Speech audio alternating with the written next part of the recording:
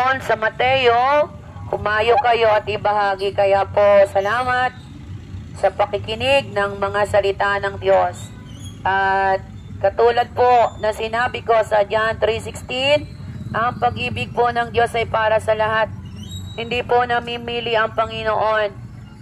Sa kabila po na dito sa mundo, mararanasan natin ang unfair treatment, pero sa paningin ng Diyos tayo pala ay mahalaga. Mahal na mahal po ng Diyos sa mga tao. Mahirap ka man, mayaman ka man, pulubi ka man, presidente ka man, mayor ka man, senador ka man, mahal ka po ng Diyos. Kasi po, yun po yung nakasulat sa John 3:16, God is love, at ang buod ng Biblia ay John 3:16. Kaya, ni-encourage ko po kayo, magbasa po kayo ng Biblia. Salita po ng Diyos yon.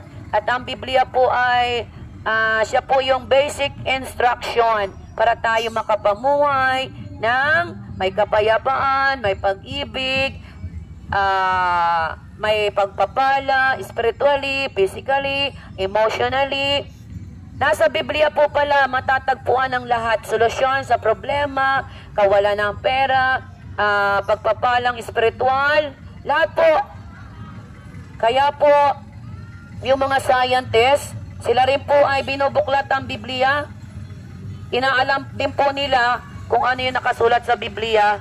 At inaalam nila kung paano yung creation, kung paano yung mga tao ay nabuhay. Pinag-aaralan po nila.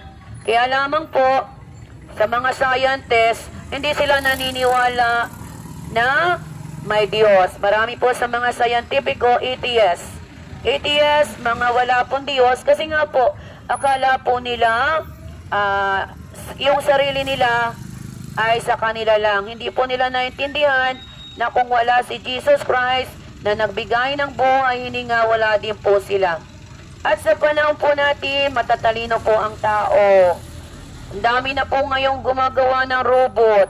Tapos pwede na yung tao ay palitan ng ulo ng tao para mabuhay. Grabe po ang tatalino ng mga doktor na scientist. Kaya lamang po nakakatakot at sa katalinuhan nila, nilalapastangan naman nila yung creation ng Diyos. Kaya po kung kayo ay matalino, magbasa po kayo ng Biblia. Napakaliwanag po sa Genesis na ang tao ay galing sa alabok. At ang alabok na yun ay inihingahan ni God at nagkaroon ng hininga. Kaya po, ang tao may hininga. Ano po? Tingnan nyo po, kaya yung hininga natin ay nasa ilong. Kasi po, yan ay bigay ng Panginoon. So, lahat ng tao po ay nilikha ng Panginoong Hesukristo. Sabi po kasi doon, without Christ, nothing has been made. Kung wala si Hesukristo, wala po palang malilikha. So, talagang si Jesus Christ ang author ng buhay. Si Jesus ang may-ari ng buhay mo, ng hininga mo, lahat ng mayroon po tayo, galing po kay Jesus Christ.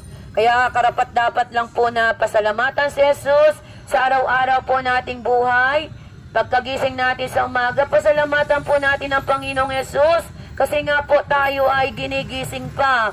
Kasi po ang dami pong hindi na nagigising, namamatay na lamang. So yun lang po yung nakakatakot kapag namatay po ng hindi po tinatanggap si Jesus Christ. Kawawa po. Kaya po tayo ngayon na mga buhay pa, magpasalamat po tayo na tayo ay patuloy na binibigyan ng pag-asa ng Diyos. Ang tunay pong pag-asa na kay Jesus Christ, wala po sa pera, sa kayamanan, sa katanyagan, sa maraming pera. Wala po. Only Jesus Christ can save your soul. Ang focus pa pala ng Panginoong Yesus kaya namatay sa cross para po iligtas ka. Concern po pala si Jesus Christ sa kaluluwa mo. Kasi po tayo ay may katawan, may kaluluwa. Pero hanggat hindi po pala natin tinatanggap si Jesus Christ bilang Diyos at tagapagligtas, hindi po natin mararanasan na matanggap yung Espiritu niya. Hindi po natin mararanasan na mabuhay yung Espiritu ng Diyos sa'yo. So may sikreto po. Sasabihan ko po kayo ng sikreto para matanggap nyo po yung sinasabi na mananahan sa'yo. Mayroon pong regalo ang Diyos Ama sa langit at napakaganda ng regalo na yon. Yun po yung gusto kong sabihin sa inyo, yun po yung mabuting balita. Yun po yung good news. Alam niyo po ba kung sino po yung good news na regalo ng Diyos Ama sa langit? Walang iba po kundi si Jesus Christ na ipinanganak ni Mariam Berhen. Isinugo sa lupa, ipinanganak ni Mariam Berhen. Si Jesus Christ, nagkatawan tao po siya. Si Jesus Christ po ay, sabi sa John 1:1, ang salita ay nasa langit kasama ng Ama, at ang salita ay Diyos, at ang Diyos ay nagkatawang lupa. Kaya po kinailangan ni Jesus Christ na pumunta dito sa lupa para kanino po? Sa iyo at sa akin. Bakit kinailangan po na pumunta ni Jesus Christ? Isilang sa pamamagitan ni Mama Mary. Kasi nga po, si Adan at si Eva ay nahulog sa kasalanan. Kaya po kung hindi po kayo magbabasa ng Biblia, hindi nyo po alam ang istorya ng buhay natin, ang istorya ng mga tao. Dahil po sa pandaraya ni Satanas, si Eva po at si Adan ay nagkasala. Dahil ang sabi doon ng Panginoon, huwag niyong kakainin yung bunga doon sa paraiso. Pero si Satanas po ay sinungaling, tinukso niya po si Eva.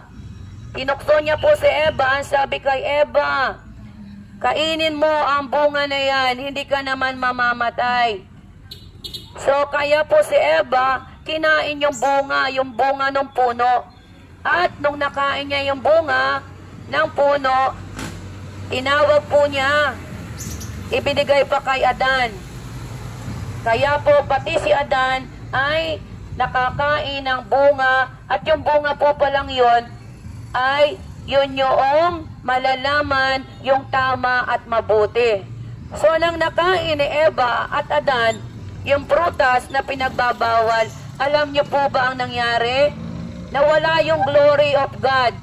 Nawala po yung glory of God na nakasuot kay Eva at Adan. At alam niyo po ang nakita ni Adan at Eva, yung sarili po nila ay wala ng saplot.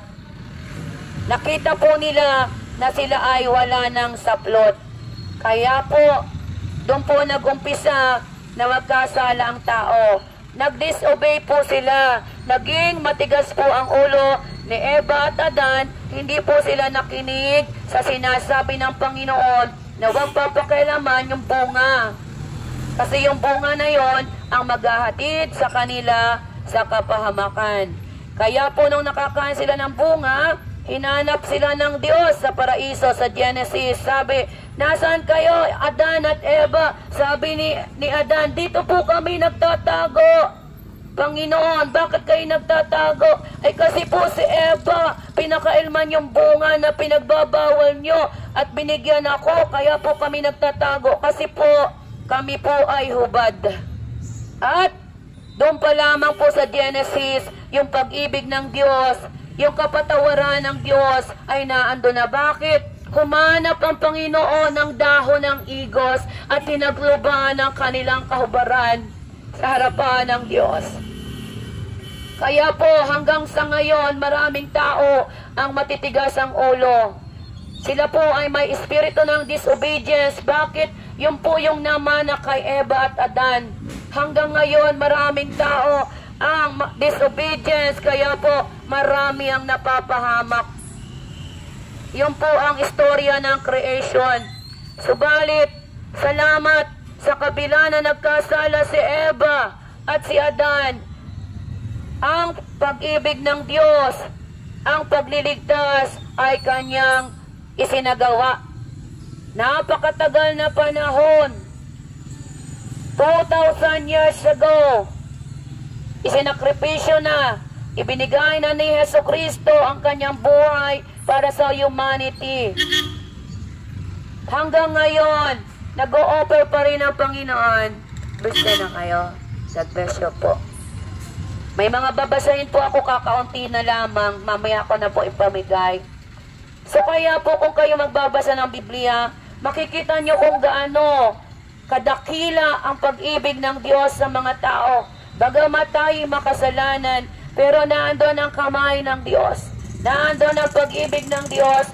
At hanggang sa panahon natin ngayon, even though si Jesus Christ ay umakyat na sa langit after 3 days na siya ay inilibing, siya naman ay nabuhay. At ang Panginoong ito ay nasa langit kasama ng Diyos Ama. At nangako ang Panginoong Yesus na siya po ay babalik ayon sa John 14:1 and 2. Aakyat ako sa langit, kaya po after 3 days, siya po ay nabuhay sa mga patay. At pag akyat ko sa langit, ipaghahanda ko kayo ng matitirhan. Kaya po mga ate kuya, totoo po na may langit, at yung langit na yon ay makakamtan ng mga tao na tatanggapin si Jesus bilang personal na Diyos at tagapagligtas ng kaluluwa. Yun po yung pinakamagandang balita na pinaparating po sa inyo sa mga taong nakikinig ngayon. Yun yung pinakamagandang balita na ayaw ni Satanas na marinig nyo. Dahil si Satanas tinatakluban, binubulag ang mga mata ng tao para hindi maligtas. Kaya po kami ay naandito sinusugo para mangaral ng mabuting balita para kahit isa min lamang sa inyo maligtas po kayo. Kaya hindi po kami nahihiya na ibahagi ang mabuting balita. Ang mabuting balita na si Jesucristo pala ay tagapagligtas ng ating kaluluwa. At mapalad ang mga nakikinig ng salita ng Diyos dahil hindi sila hahatulan. Subalit, ang mga tao naman na hindi nila tatanggapin si Jesucristo ay mayroon na pong condemnation. Kaya po kayo po ang magdidesisyon. Hindi po namin kayo maiiligtas. Ang trabaho lang po namin dito, magbahagi ng kaligtasan. Kayo po ang pipili. Kayo po ang pipili. Kami lamang po ay ginagawa lamang yung nakasulat po sa Mateo 24:14. Kailangan ng mga tao sa mundo makarinig, at kapag ang lahat ng mga tao nakarinig sa Amerika, sa Canada, sa Europe, sa Australia, sa Asian countries, sa Pilipinas, sa Hong Kong, sa Taiwan, sa Israel, kapag po lahat ng mga tao sa Russian country, kapag po lahat ng tao ay nakarinig na may Jesus Christ, may salvation, may langit lupa, babalik na po ang Panginoon para balikan yung mga mananampalataya. Yun po yun. Nasa Biblia po yun nakasulat. At yun po yung pangako ng Diyos para sa mga maniniwala at mananampalataya kay Jesucristo. Napakaganda po ng pangako. Kaya po yun sinasabi namin. Bagamat meron po tumatawa sa amin, pero wala po kaming magagawa. Okay lang po. Nakakatuwa si Sir. Salamat po, Sir. Hindi ako marinig ng tao. Ayan. Salamat po. At doon ako pinapapunta ni Sir. Salamat po. Napakahalaga po ng pag-ibig ng Diyos. Kaya po tandaan natin, ako po'y 30 minutes lang po dito. 30 minutes lang po. At pagkatapos, aalis na po ako. Napakahalaga lamang po na kayo ay makarinig. Sabi ni Sir doon daw, masamay tao. Kaya po ang pag-ibig ng Diyos ay para sa lahat.